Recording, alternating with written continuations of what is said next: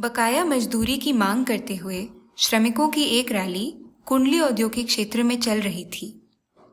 तो फिर हम लोगों ने यहाँ पे हेल्प डेस्क लगाया मजदूर अधिकार संगठन की तरफ से कि अगर कंपनी मालिक या ठेकेदार पैसा नहीं देता है तो आप मजदूर अधिकार संगठन के पास आके कंप्लेन लिखा सकते हैं। तो 5-6 दिनों में हमारे पास बहुत सारी कंप्लेंट्स आई हैं, जिसमें 150-200 लोगों के पैसे मिले भी हैं। जो चेतना कंपनी की दीदी बात कर रहे हैं उसमें उन्होंने साफ इनकार कर दिया था कि ठेकेदार पैसा लेके लाखों पैसा लेके भाग गया है, हम लोग कहाँ से दें पैसा।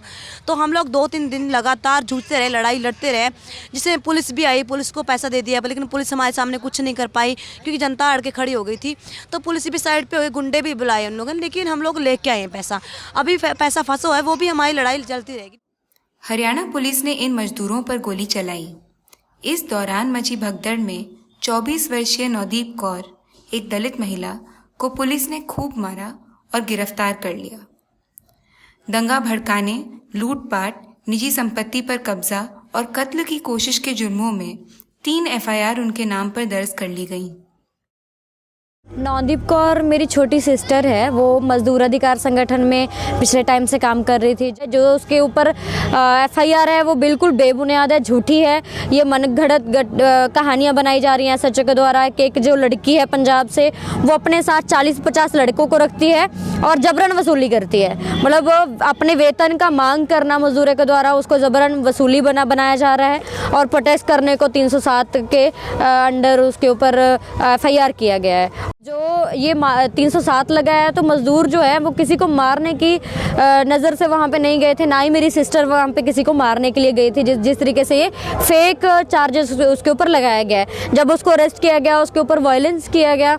जब मैं 13 जनवरी को उसको करनाल जेल भेज दिया गया है और उसको 13 जनवरी को मैं करनाल जेल में जाके मिली हूँ, तो उसने मुझे बताया कि उसको पुरुष कर्मचारियों द्वारा पीटा गया है थाने के अंदर।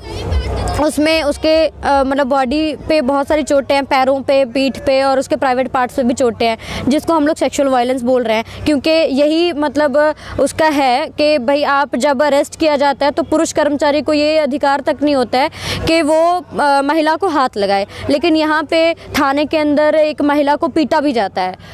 नवदीप करनाल जेल में हैं बिना किसी मेडिकल सहायता के। उनकी बहन अकेली ऐसी व्यक्ति हैं जिन्हें उनसे मिलने की इजाज़त है। नवदीप की हालत बेहद कमज़ोर है। हिरासत में उन्हें बर्बरता से पुलिस ने पीटा। उनके पूरे शरीर पर गंभीर चोटें आई हैं, यौन अंगों पर भी, जो कि यौन हिंसा और हिरासत में यातना का मामला है।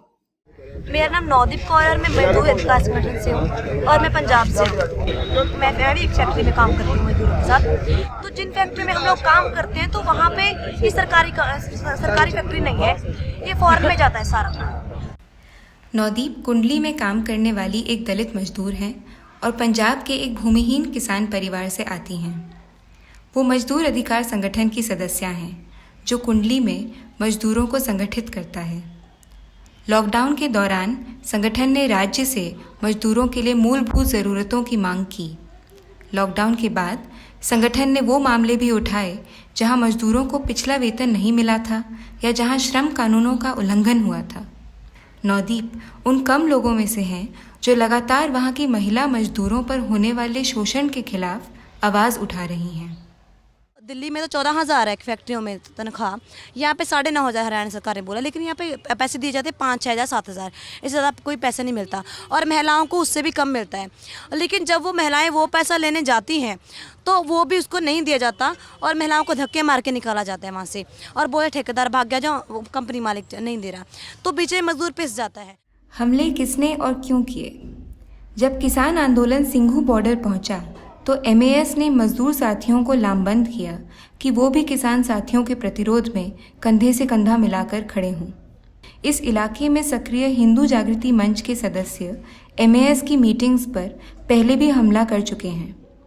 इनके साथ ही फैक्ट्री मालिकों और मैनेजरों का संघ कुंडली इंडस्ट्रियल एसोसिएशन KIA ने निजी हथियारबंद सुरक्षा कर्मियों का जस्ता तैयार रखा है। क्षेत्रीय पुलिस, हिंदू जागृति मंच और KIA को इस बढ़ती किसान मजदूर एकता के चलते शोषण की स्थिति बरकरार रखने में खतरा दिख रहा है। ऐसे में एक भूमिहीन किसान परिवार से आने वाली 24 साल की दलित महिला जो सबके अधिकारों की लड़ाई लड़ रही है, इस चुनौती को सत्ताधारी वर्ग हजम नहीं कर पा रहा।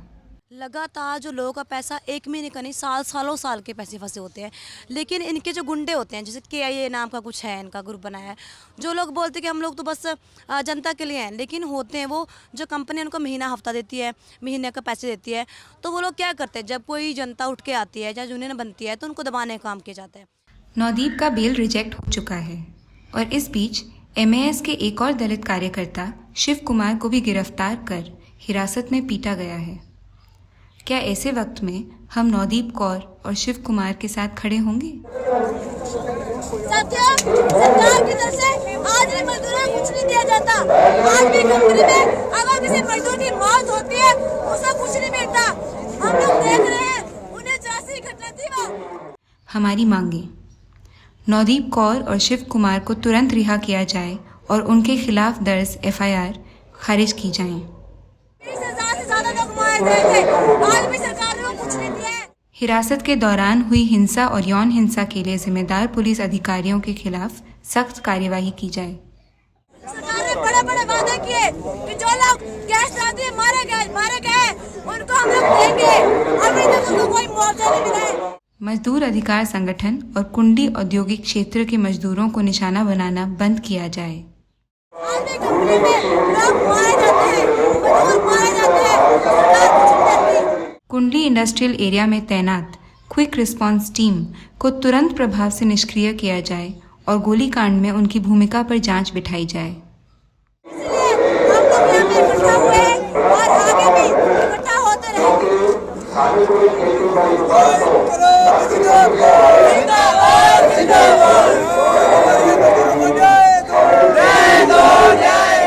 कुंडली में जारी श्रम कानून के उल्लंघन का संज्ञान लिया जाए और मजदूरों के हक का बकाया वेतन उन्हें सुनिश्चित किया जाए। हमारी मांगें पूरी करो। इंकलाब जिंदाबाद।